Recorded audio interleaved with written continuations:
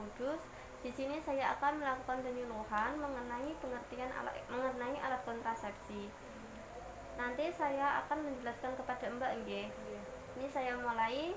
Pengertian alat kontrasepsi. Alat kontrasepsi adalah suatu cara ataupun metode yang digunakan untuk mencegah terjadinya pembuahan atau kehamilan. Untuk negara dengan jumlah penduduk besar, penggunaan alat kontrasepsi ini sangat membantu untuk menekan jumlah penduduk. Yang kedua, ada jenis-jenis alat kontrasepsi. Yang pertama ada pil KB oral. Pil KB oral sendiri adalah pil KB yang mengandung hormon aktif, progesti atau estrogen, akan menahan ovarium agar tidak memproduksi sel telur. Kekurangannya, mual dan perdarahan bercak pada 3 bulan pertama. Yang kedua, nyeri dada, berat badan naik, dan tekanan darah itu meningkat. Kelebihannya ada tidak mengganggu hubungan seksual. Yang kedua, siklus haid teratur dan tidak terjadi nyeri haid.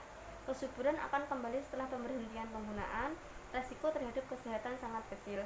Yang kedua, ada suntik progestin. Jenis-jenis suntik progestin ada DMPA mengandung 150 mg DMPA diberikan setiap 3 bulan.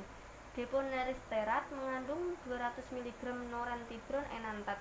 Kekurangannya mengalami gangguan pada haid, peningkatan berat badan, kesuburan yang lama kembali setelah penghentian pemakaian. Kelebihannya, metode jangka panjang, tidak mempengaruhi hubungan seksual, tidak berpengaruh terhadap ASI. Yang ketiga, ada suntik kombinasi. Jenis suntikan yang terdiri atas 25 mg depomedroksiprogesteran asetat dan 5 gram estradiol. Kekurangannya, terjadi perubahan pola haid, mual, sakit kepala, nyeri ringan pada payudara. Ada peningkatan berat badan dan terlambat kembali kesuburan.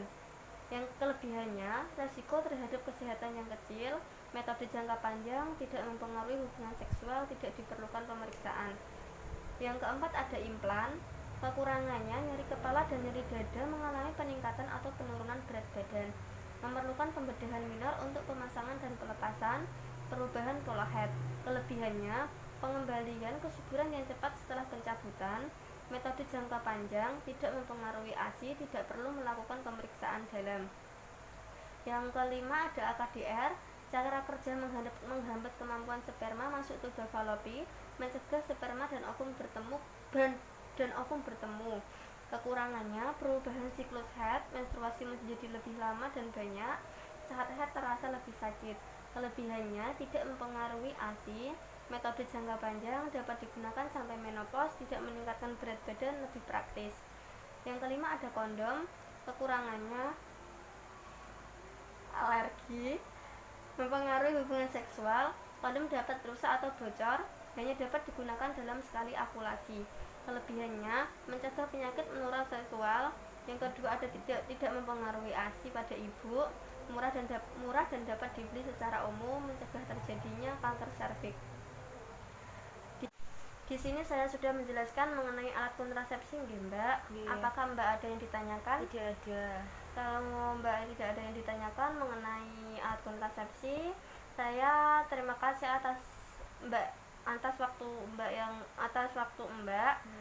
Terima kasih. Assalamualaikum warahmatullahi wabarakatuh. Waalaikumsalam warahmatullahi wabarakatuh.